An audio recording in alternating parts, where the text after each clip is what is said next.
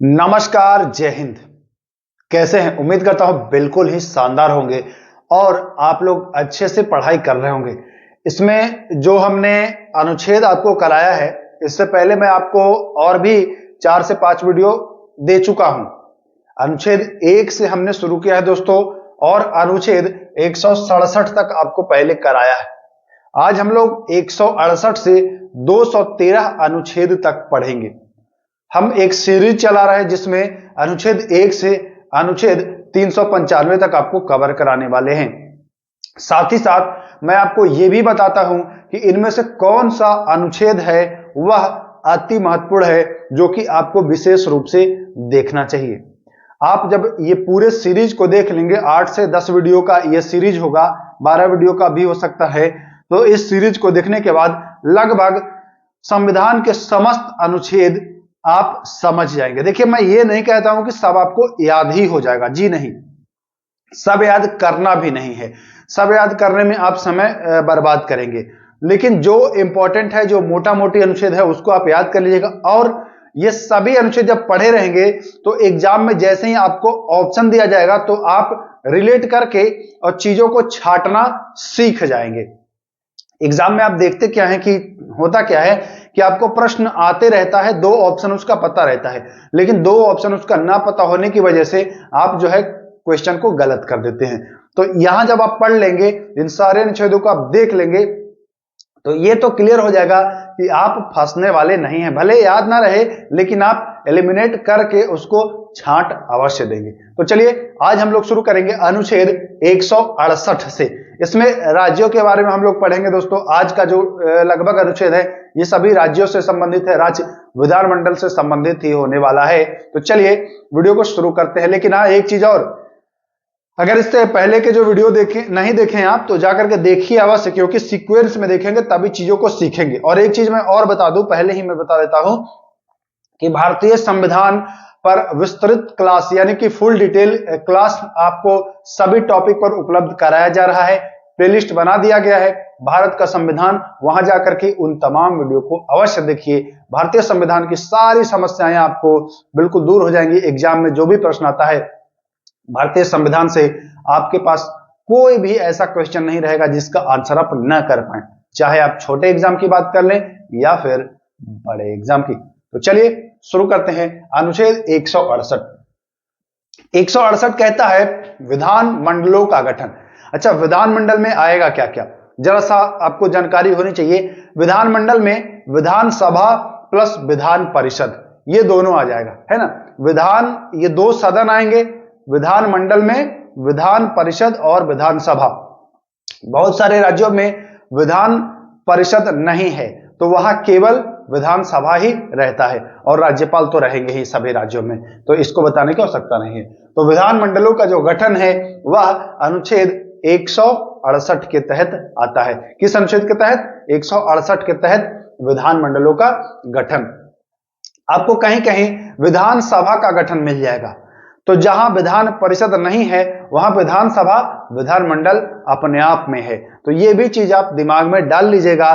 कहीं आपको विधानसभा लिखा मिल जाए तो ये मत सोचिएगा कि नहीं विधानमंडल, चूंकि बहुत सारे ऐसे राज्य हैं जहां विधान परिषद नहीं है, केवल विधानसभा ही है, तो विधानसभा ही विधानमंडल है अपने आप में। ओके, तो इसको आप अच्छे से ध्यान रखिएगा। चलिए आगे चलते हैं। 169 कहता है विधान परिषदों का सृजन और उत्साधन, यानी कि जिस राज्य में विधान परिषद है तो वहां विधान परिषद, अच्छा ऐसा होता है कि बहुत सारे राज्य विधान परिषद बाद में शुरू किए हैं, नहीं है तो उन्होंने शुरू किया है। तो किस अनुच्छेद के तहत किया है?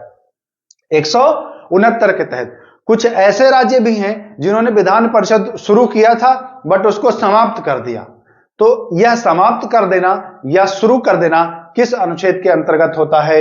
ये 169। हालांकि ये कार्य संसद करती है, विधान मंडल नहीं करती है, उसको समाप्त और उसको शुरू ये संसद करती है, ये काम जो है वो संसद करती है। तो विधान परिषद का सृजन और उत्साधन मतलब कि उसको लाना और हटाना, दोनों काम 169 के तहत। अच्छा, आप बताइए विधान परिषद भारत के अभी वर्तमान में कितने राज्य में है? आपको पता है? नहीं पता है तो ध्यानपूर्वक सुनिए। भारत के अभी 6 राज्य में विधान परिषद है। पहला तो आपका अपना बिहार, ठीक, पहला हो गया बिहार। बिहार के बगल में एक राज्य है जिसका नाम है उत्तर प्रदेश। तो बिहार और उत्तर प्रदेश दोनों आपको याद हो गया। अब ये दो नहीं भूलेंगे। अगला चलते हैं इसी में तीसरा चलते हैं कर्नाटक। क्या? कर्नाटक। और कर्नाटक के ही बगल में आपका महाराष्ट्र है। कर्नाटक के बगल में महाराष्ट्र है। कर्नाटक और उसका पड़ोसी जो राज्य है वो महाराष्ट्र। जैसे बिहार का पड़ोसी उत्तर प्रदेश, तो इन दोनों में था कर्नाटक और आपका क्या हो गया? महाराष्ट्र। तो ये दोनों में भी है। अब दो और बच गया। अब कौन दो बच गया? आंध्र प्रदेश। एक बच जाता है आंध्र प्रदेश और दूसरा बच जाता है तेलंगाना। जी हां, आंध्र प्रदेश और तेलंगाना। आंध्र प्रदेश से ही अलग हुआ है तेलंगाना, यानी कि दोनों जो पड़ोसी आंध्र और तेलंगाना ये हो गए महाराष्ट्र, और कर्नाटक ये हो गए उत्तर प्रदेश, और बिहार ये हो गए। कुल 6 राज्यों में अभी विधान परिषद कार्यरत है। तो ये चीज आपको ध्यान रखना है। दोनों पड़ोसी राज्य हैं, यूपी बिहार, आंध्र प्रदेश तेलंगाना और महाराष्ट्र और कर्नाटक। तो इतना आपने जाना। अब हम लोग बात करते हैं अनुच्छेद 170। 170 क्या कह रहा है? 170 कह रहा है कि विधानसभा की संरचना। जी हां, प्रश्न सीधा परीक्षा में पूछेगा, विधानसभा की संरचना किस अनुच्छेद में है? तो बताएंगे 170, यानी कि 170। ओके, अब ये तो विधानसभा की संरचना हो गया, लेकिन विधान परिषद की संरचना क्या है? देखिए, विधानसभा और परिषद दोनों अलग अलग हैं, है कि नहीं? जैसे लोकसभा और राज्यसभा दोनों अलग अलग हैं, वैसे ही विधानसभा और विधान परिषद अलग अलग है। जिस प्रकार से लोकसभा है केंद्र स्तर पर, उसी प्रकार से राज्य स्तर पर विधानसभा है। जिस प्रकार से राज्यसभा है केंद्र स्तर पर, उसी प्रकार से विधान परिषद है राज्य स्तर पर। तो ये याद रखिएगा। 171 में है विधान परिषद की संरचना। 170 में क्या है? 170 में है विधान सभा की संरचना और 171 में है विधान परिषद की संरचना। कोई दिक्कत नहीं है। अब चलते हैं आगे। चलिए, यहां देखिए, विधान मंडलों की अवधि, अनुच्छेद 172। अब आप कहेंगे कि सर ये याद कैसे होगा? तो याद करना ही नहीं है मित्र, याद इसको करना ही नहीं है। 1 से 2 बार आप वीडियो को देखेंगे, आपको लगभग चीजें जो है वह आपके सामने आ जाएंगी। जब आपको ऑप्शन दिया जाएगा तो आप बिल्कुल क्लियर हो जाएंगे। इसका आप पहले एक बार स्क्रीनशॉट ले लीजिए या फिर वीडियो के आखिरी में स्क्रीनशॉट लीजिएगा, क्योंकि अभी और हमको कुछ भरना है ना? तो स्क्रीनशॉट आपको लेना है वीडियो के लास्ट में। तो करना क्या है कि एक बार वीडियो को अच्छे से देख लीजिए, इसका स्क्रीनशॉट ले रहिएगा। जब भी आपको समय मिले, दिन में 2 दिन 4 दिन 10 दिन पर, तो एक बार इसके स्क्रीनशॉट को बस देख ले, या फिर आप चाहे तो इसको लिख भी सकते हैं। लिखने से आपको यह फायदा हो जाएगा कि एक तो वीडियो देखते समय याद होगा, फिर दूसरा वो लिखेंगे तब याद होगा। तो ऐसे करके आपको लगभग चीजें याद हो जाएंगी और वीडियो के आखिरी तक आपको इसमें से 20-30% याद हो भी जाएगा। देखिएगा। चलिए, तो देखिए यहां पर विधान मंडलों की अवधि मतलब क्या? जैसे आपसे पूछा था कि लोकसभा का कार्यकाल कितना होता है, लोकसभा कितने दिन तक? तो एक सामान्य है कि 5 साल तक चलता है, हालांकि पहले भी खत्म हो सकता है, बट सामान्यतः 5 साल तक चलता है। उसी प्रकार से विधान मंडलों की जो अवधि है, जिसमें विधान परिषद 6 वर्ष और विधान सभा 5 वर्ष, तो ये अवधि के बारे में बताया गया है। किसमें? अनुच्छेद 172 में। 173 में आते हैं विधान मंडलों की सदस्यता हेतु अर्हता। जैसे कि विधान परिषद और जब विधान मंडल का मैं जिक्र करूं तो विधान सभा और विधान परिषद दोनों भी शामिल है उसमें। ओके, तो विधान मंडल की सदस्यता हेतु अर्हता, विधान सभा का सदस्य कोई कब बन सकता है, कितने वर्ष की होना चाहिए, है कि नहीं? या विधान परिषद का कोई सदस्य कब बनता है, कितना उम्र होना चाहिए, क्या क्या योग्यताएं होनी चाहिए, तो ये अर्हता के बारे में उसमें जिक्र है। अब आप कहेंगे कि सर बता क्यों नहीं रहे हैं कि कितने वर्ष का होना चाहिए? तो देखिए, अगर मैं सभी अनुच्छेद को यहां डिटेल में करना चाहूं तो ये 2-3 दिन में समाप्त होगा, क्योंकि बहुत लंबा चौड़ा ये पार्ट होता है। तो जब हम डिटेल में पढ़ेंगे राज्य विधानमंडल, तो वहां आपको क्लियर बताया जाएगा। यहां पर फिलहाल मैं आपको अनुच्छेदों से मुलाकात करवा रहा हूं कि इस अनुच्छेद में ये प्रावधान है। आई होप आप समझ रहे होंगे। चलिए 174 पर चलते हैं। विधानमंडलों का सत्र, सत्रावसान और विघटन। जिस प्रकार से आपने अनुच्छेद 85 यानी अनुच्छेद 85 पढ़ा था कि राष्ट्रपति लोकसभा को भंग करते हैं, सदन का सत्रावसान करते हैं, उसी प्रकार से यहां भी 174 अनुच्छेद में लिखा हुआ है विधानमंडलों का सत्र, सत्रावसान और विघटन। विघटन किसका होगा? विघटन होता है परिषद का, नहीं होता है, विधानसभा का होता है, तो यह भी ध्यान रखिएगा, ठीक ना। तो देखिए केंद्र स्तर पर आपने अनुच्छेद 85 पढ़ा था, यहां आप अनुच्छेद 174 पढ़ेंगे। 174 से आप 85 बनाना सीख गए होंगे। पिछली वीडियो में मैंने आपको बताया था कैसे बनाएंगे। जैसे देखिए 174 को 85 बनाना है तो कैसे, इस वाले एक को आप अगर यहां लिखें और एक यहां लिखें, अब इसको ऐड करिए तो 4 1 5 और 7 1 सॉरी 4 1 5 और 7 1 8 यानी 85 बन रहा है। आगे वाले एक को हटा करके नीचे लिखने पर 85 बन रहा है। बस ये समझाने के लिए, मैं मतलब याद कराने के लिए कि अगर आपको 174 याद है तो इसको 85 बना देंगे आप आसानी से, और रिलेट कर लेंगे कि यहाँ 85 में लोकसभा भंग हो रहा था तो 174 में आप यहां भंग कर सकते हैं। चले आगे, चलिए अब 175 में आते हैं। सदनों में अभिभाषण का राज्यपाल का अधिकार। सदन में अभिभाषण का राज्यपाल का यह अधिकार है, वो अभिभाषण दे सकता है सदन में। ओके, यहां पर क्लियर हो गया। 176 कह रहा है कि राज्यपाल का विशेष अभिभाषण। सीधा प्रश्न पूछेगा कि राज्यपाल का विशेष अभिभाषण किस अनुच्छेद में है, तो बता देंगे कि 176 में राज्यपाल का विशेष अभिभाषण है। चलिए आगे 177 चलते हैं।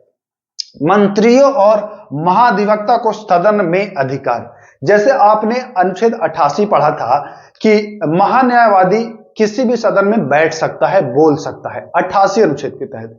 यहां 177 अनुच्छेद के तहत है महाधिवक्ता, है ना, जो राज्य स्तर पर होता है वह, या कोई मंत्री, जैसे कि विधान परिषद का मंत्री है, विधानसभा में जा सकता है, बोल सकता है। महाधिवक्ता है, किसी भी सदन में जा सकता है, बोल सकता है, लेकिन मत नहीं देगा। बोलेगा बैठिए कोई दिक्कत नहीं, बोलिए कोई दिक्कत नहीं, लेकिन वोट नहीं देने देंगे, ये होता है, ठीक ना। तो ये किस अनुच्छेद के तहत? 177। 177 को आप 88 बनाना जान गए होंगे। इस एक को यहां लिखिए 77 में 11 जोड़िएगा तो आपको क्या आ जाएगा? 88 आ जाएगा। तो मैं उम्मीद कर रहा हूं कि आप इसको समझ रहे होंगे। नहीं भी समझ रहे हैं तो बस आप वीडियो में बने रहें, लगभग चीजें आप जान जाएंगे। चलिए आगे आते हैं 178। विधानसभा अध्यक्ष के बारे में। केवल अध्यक्ष नहीं, उपाध्यक्ष भी है, शायद मैं लिखना भूल गया हूं। विधानसभा अध्यक्ष और उपाध्यक्ष, मैं इसको भी लिख देता हूं।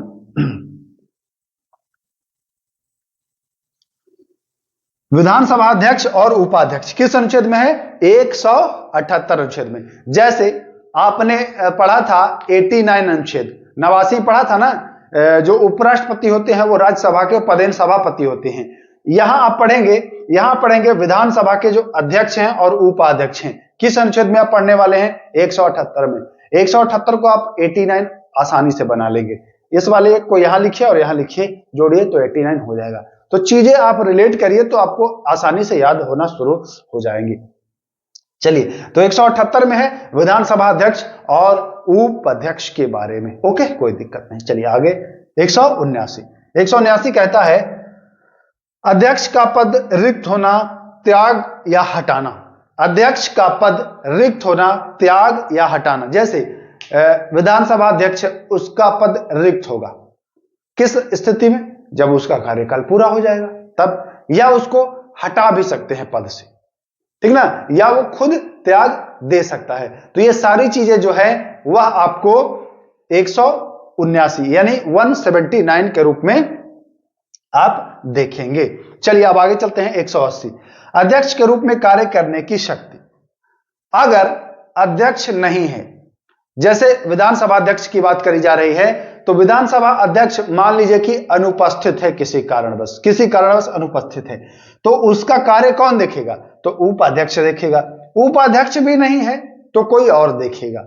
यानी कि विधानसभा अध्यक्ष के रूप में कार्य करने की शक्ति किसकी? उपाध्यक्ष की, या किसी अन्य व्यक्ति की। मान के चले कि अध्यक्ष भी नहीं है, उपाध्यक्ष भी नहीं है, तो कोई तीसरा व्यक्ति भी ये काम कर सकता है। तो ये है अनुच्छेद 180 में इसका वर्णन। अब चलते हैं 182, विधान परिषद के सभापति।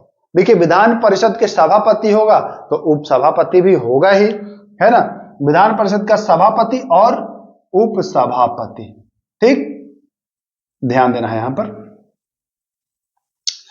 विधान परिषद के सभापति और उपसभापति 182। जैसे आप 93 में, अनुच्छेद 93 में लोकसभा अध्यक्ष के बारे में पढ़े थे, यहां 93 आप इसको बना लेंगे, एक जोड़ेंगे तो 93 बन जाएगा। आप बनाने के चक्कर मत रहिए, बस याद कर लीजिए 182 में विधान परिषद के सभापति और उप सभापति का उल्लेख है, यहां ध्यान देना है। 183 में सभापति का पद रिक्त होना, त्याग या हटाना, मतलब सभापति और उप सभापति दोनों को, ठीक ना, ये आपको ध्यान देना है।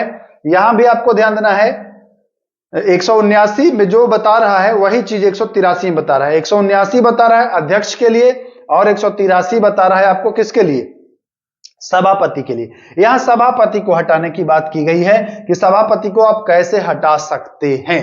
सभापति को आप कैसे हटा सकते हैं, चाहे वो अपना त्याग पत्र देके भी हट सकता है, या फिर वो कैसे उसको हटाया जा सकता है, या कार्यकाल पूरा कर ले या फिर त्याग दे दे, जिस प्रकार से भी हटाना चाहें। तो हटाने की प्रक्रिया जो है वो 183 में है, सभापति की मैं बात कर रहा हूं। चलिए आगे चलते हैं 184 में। सभापति के रूप में कार्य करने की शक्ति। सभापति के रूप में अगर सभापति नहीं है, विधान परिषद का सभापति नहीं है, तो भैया कौन करेगा, तो उपसभापति। अगर वो भी नहीं है तो कोई और कर लेगा, यानी कि सभापति के रूप में कार्य करने की उपसभापति या अन्य व्यक्ति की शक्ति, वो कार्य कर सकता है। चलिए 186 में आते हैं। 186 क्या कह रहा है, अध्यक्ष, उपाध्यक्ष, सभापति और उपसभापति के वेतन और भत्ता। जैसे विधानसभा के अध्यक्ष हो गया और एक उपाध्यक्ष होगा, विधान परिषद का सभापति हो गया और उपसभापति होगा, तो इनको वेतन मिलेगा ना, इनको वेतन और भत्ता मिलेगा, उसका जिक्र है 186 में। तो ये भी आपको ध्यान देना है। विधानमंडल का सचिवालय, संसद का सचिवालय आप 98 अनुच्छेद में पढ़े थे, संसद का सचिवालय आप 98 अनुच्छेद में पढ़े थे। आप विधानमंडल का सचिवालय पढ़ेंगे 187 में। 187 को आप 98 इजिली बना सकते हैं, इस एक को यहां लिखिए और इस एक को यहां लिखिए, जोड़िए तो 98 हो जाएगा। तो आप चीजों को रिलेट करके अच्छे से याद रख सकते हैं। तो विधानमंडल का जो सचिवालय है वह 187 में है। अब आते हैं, जब आप 99 अनुच्छेद पढ़ रहे थे तो संसद के सदस्यों का शपथ प्रतिज्ञा था, है ना, तो 99 में वो था।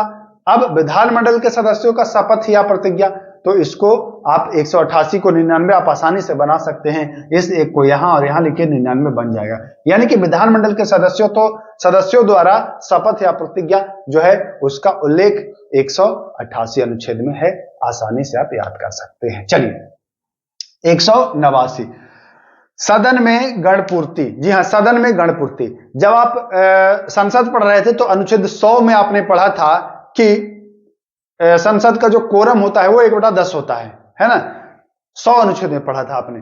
यहां भी अगर इसको एक को यहां और यहां करिएगा तो 100 आप बना लेंगे, बनाना जान गए होंगे। तो सदन में जो विधान परिषद या विधानसभा की बात कर लें, वहां की गणपूर्ति कितनी होनी चाहिए, इस बात का उल्लेख 189 अनुच्छेद में है, तो ये भी आपको ध्यान देना है। चलिए 190 में क्या है, खाली है, मतलब कि सदस्यों का पद रिक्त होना।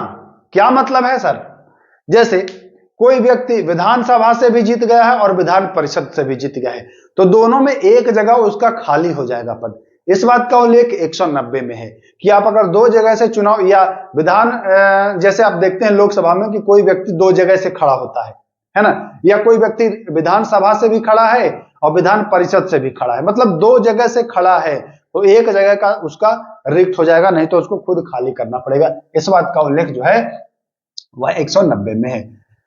सदस्यों के लिए निर्हरताएं। निर्हरता मतलब कि वह सदस्य निर्हर कब घोषित हो सकता है। जैसे कि आप पढ़ते हैं कि विधानसभा के सदस्य हेतु अर्हता क्या है, वह इतने वर्ष का होना चाहिए, वह यहाँ का नागरिक होना चाहिए, वह पागल और दिवालिया न होना चाहिए, इस तरीके तो इनमें से अगर कोई भी चीज वो पूरा नहीं कर पाता है तो वो निर्हर घोषित हो जाता है। तो यही निर्हरता है कि क्या अगर आप नहीं है आपके पास तो आप निर्हर हो जाएंगे। इसका उल्लेख है 191 अनुच्छेद में। अब आते हैं 192, इनके निर्हरताओं के प्रश्नों पर विनिश्चय करना। अगर इनको निर्हर घोषित करना है तो कौन करेगा निर्हर घोषित, है कि नहीं, कि कौन कहेगा कि नहीं ये योग्य नहीं है, तो ऐसा राज्यपाल कर सकते हैं। लेकिन राज्यपाल चुनाव आयोग से परामर्श के बाद ही ऐसा करेंगे। चुनाव आयोग से परामर्श लेंगे कि ऐसा ऐसा मामला आया है उस सदस्य के बारे में, वह इसकी जो क्राइटेरिया है उसको फुलफिल नहीं कर रहा है, वो निर्हर घोषित होने योग्य है, तो चुनाव आयोग उसको परामर्श देगी कि हाँ ये सारी चीजें योग्यता होनी चाहिए, ये नहीं है तो चलिए इसकी सदस्यता जो है वो समाप्त करिए। तो ये जो निर्णय लेगा यह राज्यपाल, और राज्यपाल का जो निर्णय होगा वह मतलब सर्वमान्य होगा। ये चीज ध्यान देना है आपको। 193, बिना शपथ के सदन में बैठने पर शासित। अगर आपने शपथ नहीं लिया फिर भी आप सदन में बैठते हैं तो आपको हर्जाना देना होगा, जुर्माना लगेगा आप पर। यह बात बिल्कुल सही है। अनुच्छेद में लिखा हुआ है, किस अनुच्छेद में, 193 में लिखा हुआ है कि अगर आपने शपथ नहीं लिया है और आप संसद के किसी सदन में बैठ रहे हैं एज ए सदस्य बन के, है कि नहीं, कि मैं सदस्य हूं बट शपथ आपने नहीं लिया है, तो आपको 500 रुपए प्रतिदिन के हिसाब से जुर्माना देना होगा। ऐसा अनुच्छेद 193 कहता है। मैं उम्मीद करता हूं दोस्तों चीजों को आप बहुत अच्छे से समझते चल रहे होंगे और साथ ही साथ नोट भी करते चल रहे होंगे। आगे चलते हैं 194, सदस्यों के विशेषाधिकार। जिस प्रकार से आपने अनुच्छेद 105 में संसद के सदस्यों के विशेषाधिकार के बारे में पढ़ा है, उसी प्रकार से आप अनुच्छेद 94 को अब 105 आप बना लेंगे। एक यहां जोड़ेंगे एक यहां जोड़ेंगे बन जाएगा 105, तो आप आसानी से बना लेंगे। तो जो राज्य का विधानमंडल है इनके सदस्यों का जो विशेषाधिकार है वह 194 अनुच्छेद में वर्णित है। 195, इनके सदस्यों के वेतन और भत्ते। देखिए अभी आप यहां पढ़ रहे थे वेतन और भत्ता, यहां पढ़ रहे थे वेतन और भत्ता जिसमें चारों का था, स्पीकर का, विधानसभा के सदस्य, अध्यक्ष का, उपाध्यक्ष का, सभापति का, उपसभापति का, लेकिन यहां सभी सदस्यों के वेतन भत्तों की बात की जा रही है, बाकी और जो लोग हैं उनके। तो यह किस अनुच्छेद में है, 195 अनुच्छेद में इनके वेतन और भत्तों के बारे में उल्लेख है।